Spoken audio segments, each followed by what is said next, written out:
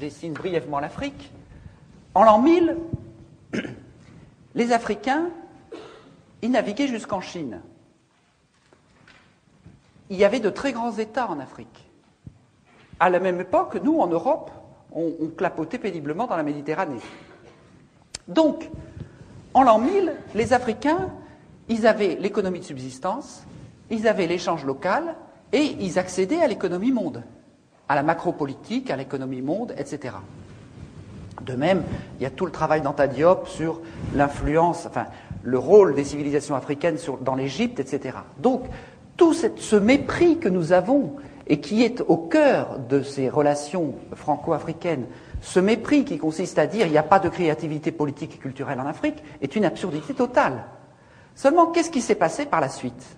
À partir de 1500, il y a eu les Portugais qui ont encerclé l'Afrique de 1400 et 1450 en l'espace d'un siècle. Autrement dit, avec cet encerclement, et puis ensuite l'esclavage, on a capturé l'étage supérieur, l'accès à l'économie monde de l'Afrique.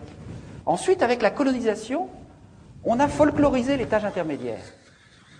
On l'a aliéné, l'étage de l'échange local.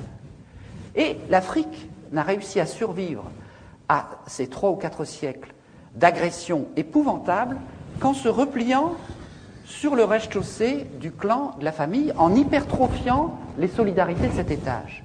Donc ça a été quelque chose de formidable pour l'Afrique, parce que quelque part, c'est ce qui lui a permis de survivre. Et ces solidarités-là sont très importantes. J'ai écrit tout un livre sur ce fonctionnement à partir de Braudel, et on s'aperçoit bien que, en permanence, c'est de là que tout repart. C'est là que sont les gènes des civilisations, c'est de là que les valeurs d'une société peuvent repartir. Qu'est-ce que c'est que conquérir l'indépendance à partir de 1960? C'était pour les Africains reconstruire les étages qui avaient été détruits par la colonisation et l'esclavage. Et donc vous allez voir que tout ce que je vais vous expliquer maintenant de la France-Afrique, ça a été un jeu depuis 40 ans qui a consisté en permanence, par toutes sortes de moyens politiques, économiques, barbouzards ou idéologiques, de faire retomber en permanence l'Afrique dans ce niveau-là, en lui disant « vous n'êtes pas capable de déployer des règles du jeu, qu'elles soient économiques, politiques, culturelles, à ce niveau-là, ni d'accéder à l'économie monde ». Et donc c'est cela l'enjeu dont je vais vous parler maintenant assez brièvement. Qu'est-ce que c'est que la France-Afrique? La France-Afrique, c'est ce qui a été mis en place en 1960, au moment où De Gaulle, à cause de la pression de l'histoire, a dû accorder l'indépendance aux pays d'Afrique. Il a à ce moment-là décrété une nouvelle légalité internationale, l'indépendance. Et en même temps, il a chargé son bras droit, Jacques Foccart, de faire exactement l'inverse. Pour 3 ou 4 raisons. D'abord, pour maintenir le rang de la France à l'ONU avec un cortège d'États clients, pour maintenir l'accès aux matières premières stratégiques, le pétrole, l'uranium, ou aux matières premières juteuses comme le bois, le cacao, etc., pour maintenir le financement de la vie politique, parce que je vous parlerai tout à l'heure des chiffres de détournement de la rente pétrolière ou du bois, etc., ça représente des centaines de milliards. Et les affaires dont on vous parle en France, ce sont des lotos paroissiaux par rapport aux financements politiques qui viennent de l'Afrique. Alors, ça c'était la 3e raison. Et la 4e, qui m'est apparue plus récemment à travers un certain nombre de travaux historiques, c'est le rôle de sous-traitant de la France dans la guerre froide au service du camp occidental, c'est-à-dire empêcher une partie de l'Afrique de basculer du côté du camp communiste. Donc, pour ces 4 raisons, De Gaulle demande à Jacques Foccart de faire exactement l'inverse de ce qu'il dit. Alors, c'est là qu'il faut comprendre le problème. C'est que si on décrète une nouvelle légalité internationale et qu'on fait exactement le contraire, ce qu'on fait est illégal, ne peut être fait que de manière occulte, cachée. Et c'est pour ça que toutes ces relations franco-africaines sont très majoritairement cachées aux yeux du public, parce qu'elles sont inavouables, puisque la nouvelle légalité, c'est l'indépendance. Autrement dit, la France-Afrique, c'est comme un iceberg. Vous avez 10% d'émergés, la France, patrie des droits de l'homme, meilleure amie de l'Afrique, généreuse, etc. Toute une face immaculée dans la relation franco-africaine. Et vous avez 90% d'immergés, qui est la réalité profonde de la réalité franco-africaine, qui est le système mis en place par Jacques Foccart et qui visait à maintenir la dépendance. Quels étaient ces moyens inavouables? Je vais très vite parce que je voudrais ensuite passer à l'actualité et puis aux enjeux actuels. Quels étaient les moyens parallèles, illégaux, inavouables de tenir cette relation franco-africaine? Le premier, ça a été de faire un grand ménage pour choisir des chefs d'État amis de la France, souvent d'ailleurs avec la nationalité française, parfois tout simplement des agents des services français comme Omar Bongo, qui vivent souvent en France d'ailleurs, tous ces gens-là. Donc on a choisi des proconsuls à la peau noire. On les a choisis comment? D'abord par une guerre civile épouvantable au Cameroun qui a fait entre 100 000 et 400 000 morts, une guerre digne du Vietnam qui ne figure dans aucun manuel d'histoire. Ensuite, en assassinant les chefs d'État légitimes élus par la population, comme Sylvanus Olympio au Togo, qui a été assassiné par 4 sergents-chefs revenant de la guerre d'Algérie, dont l'un d'entre eux est toujours au pouvoir, Eyadema, tout cela sous la supervision de l'officier français qui était chargé d'assurer sa sécurité.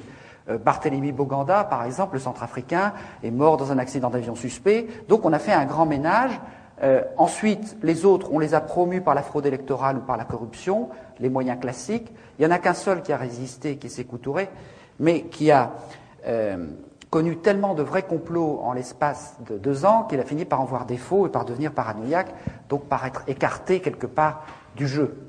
Donc on a mis en place un certain nombre de chefs d'État amis et on a pu tenir ce système par un ensemble de mécanismes parallèles que je n'ai pas beaucoup le temps de décrire, mais sur lesquels on reviendra si vous voulez. C'est une présence mercenaire, mais ces mercenaires comme Bob Denard, c'était déjà des vrais faux mercenaires, puisque chaque fois qu'il avait un procès, l'ensemble des services secrets venait dire « Mais monsieur Denard travaille pour nous. Ce n'est pas un mercenaire, c'est un corsaire de la République. » Donc on voit bien que c'était des moyens occultes qui en fait ne trompaient pas grand monde. Mais il y a d'autres moyens beaucoup plus subtils, beaucoup plus forts.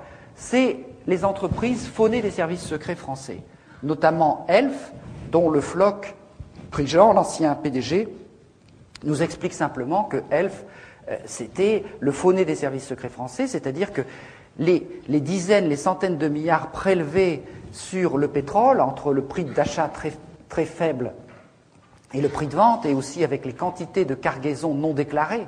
Une cargaison non déclarée, ça fait chaque fois 150 millions de francs. Bon, tout cet argent a permis de mener un certain nombre d'actions secrètes, par exemple la guerre de la France contre le Nigeria, cette fameuse guerre du Biafra pour conquérir la partie pétrolière du Nigeria, mais aussi tout un tas de coups d'État, de guerres civiles, de trafic d'armes, dont je vais vous parler tout à l'heure. Et tout cela a été alimenté par un certain nombre de circuits financiers parallèles, par les surfacturations des gros chantiers, par un certain nombre de petites entreprises de sécurité dans l'environnement pétrolier qui faisaient payer 3 fois leurs prestations et qui étaient dirigées par des gens comme Denard. Donc la différence servait à leurs bonnes œuvres. Ou bien les missions de coopération, nous en avons eu la preuve, avaient des petites sociétés barbouzardes qui leur facturaient 3 fois le prix pour se mettre de côté la différence et puis pouvoir mener leurs actions parallèles. Donc on a mis tout un tas de mécanismes qui permettaient de pomper le fric, si vous voulez, des pompes à fric, qui permettaient de tirer une bonne partie de la substance de la rente des ressources africaines et de l'extraire, notamment, grâce au franc CFA. On vous dit toujours le franc CFA, c'est un cadeau fait à l'Afrique. Le franc CFA, ça veut dire colonie française d'Afrique, je vous rappelle. Bon. Le franc CFA, étant donné que c'est un franc convertible, ça permettait de manière très simple que quand on faisait un don ou un prêt à l'Afrique, eh bien l'avion repartait aussi vite de Yaoundé ou de Lomé pour aller en Suisse, et là les billets neufs, grâce à la convertibilité du franc CFA, étaient transformés en devises et partagés entre le décideur français et le responsable africain. Une partie de la dette de l'Afrique qui s'explique comme ça. Bon, mais c'est vrai, ça c'est le mécanisme le plus simple.